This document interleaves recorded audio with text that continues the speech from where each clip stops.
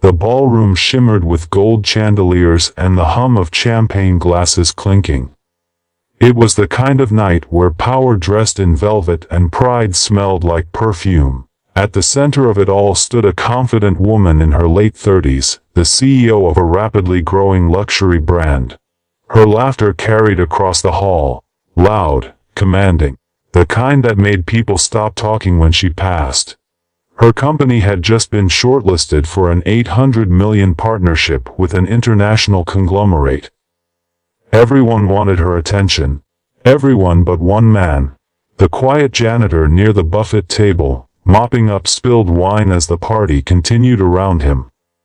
When she turned, her heel caught the edge of the mop. Red wine splashed across her silver gown. A hush fell over the room. Her temper flared. "Are you blind?" she snapped, grabbing another glass from a tray, and, before she could stop herself, poured it right over his shirt. The crowd gasped. The janitor stood still, drenched, silent. His eyes, calm, piercing, and strangely composed, met hers for a brief second before he walked away without a word. She didn't know why, but something about that look unsettled her. Maybe it was because he didn't fight back. Maybe it was because he looked disappointed. The next morning, she arrived at the boardroom, a glass-walled space high above the city skyline, to finalize the deal that would define her career. Her assistant whispered nervously, "Mom, the investor you're meeting today requested anonymity. He's already here." She straightened her blazer, pushing away the memory of the night before. The doors opened. And then she froze. Standing at the head of the table was the same man from last night. His wet shirt replaced by a crisp tailored suit. His calm eyes exactly the same. For a second, she couldn't breathe. "Good morning," he said evenly. "I believe we met at your celebration." Her throat tightened. You were." He smiled faintly. "Cleaning up." "Yes. I like to understand the ground before I sign anything built upon it." The silence in the room was heavy. Her team shifted uncomfortably as the realization sank in. The man she'd humiliated was the new majority stakeholder, the one signing the $800 million deal. She tried to apologize, her voice trembling.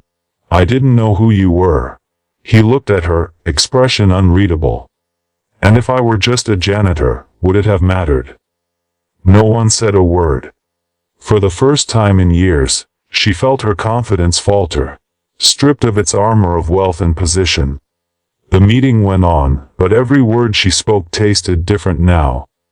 Humility had replaced authority, awareness had softened arrogance.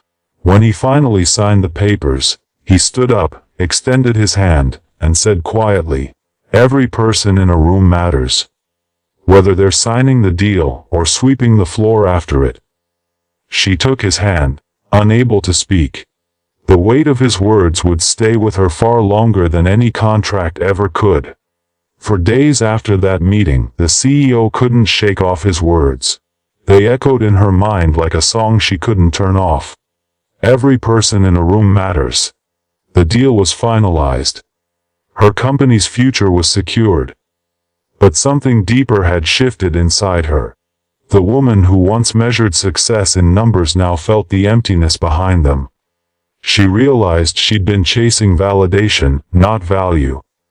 A week later, she returned to the same ballroom where the incident happened. The lights were dim, the place silent.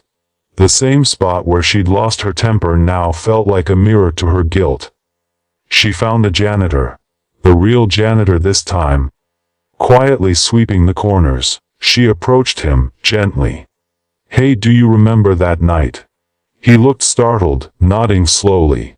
She handed him a small velvet box and said, "I behaved horribly to someone who didn't deserve it. I want to make sure no one ever feels small here again." Inside the box was a keycard, the start of a new program she was launching. Every cleaner, server, and worker in her company would now receive free healthcare, educational support for their children, and equal respect in every meeting and event. It wasn't a gesture for publicity. It was redemption. Quiet, human, and real. Months later, during a press conference about her company's transformation, the man she once humiliated, the true owner, appeared again. He waited until the cameras were off, then smiled. "You changed things," he said softly. She nodded, eyes glistening. "You changed me." He paused for a moment.